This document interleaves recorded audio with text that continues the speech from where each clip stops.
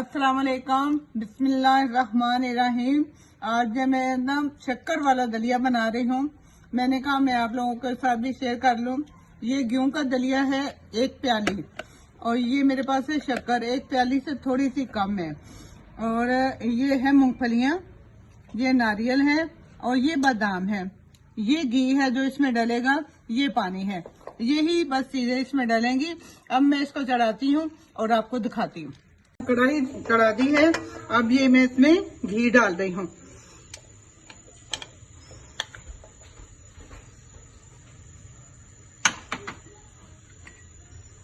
घी मेरा गरम हो गया। अब मैं इसमें ये दलिया डाल रही हूँ। अब मैं इसको भून के फिर आगे बताती हूँ क्या करना है। दलिया मैं भून रही हूँ। ये दलिए के बारे में मैं आपको थोड़ी सी बात बता दूं कि ये जो है ना बहुत ताकतवर होता है, बहुत अच्छा होता है। ये मरीजों के लिए भी, बच्चों के लिए भी, बड़ों के लिए भी, सबके लिए ये जो है ना मुफीद है। इस दलिए को अभी तो मैं फिलहाल मीठा बना रही हूँ।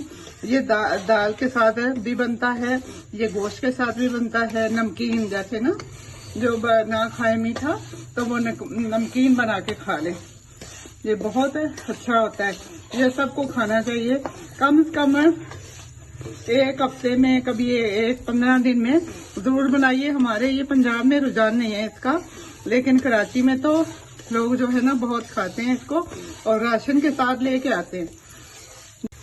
ये बुन गया है, ये जो है ना अब ये देखें हल्का हल्का गुलाबी हो गया। भाई ये इसका कलर रखना है। ये मैं इसमें पानी डाल दूंगी, ज्यादा पानी से ये पकता है।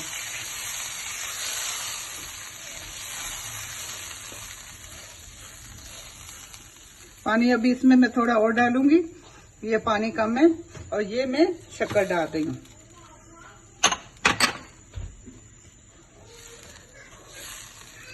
अब थोड़ा सा, हाँ ये जो है ना पानी अभी थोड़ा सा कम है। अब मैं इसमें थोड़ा सा पानी डाल के तो इसको एक उबाल आएगा तो फिर मैं इसको हल्की आंच पे रख दूंगी।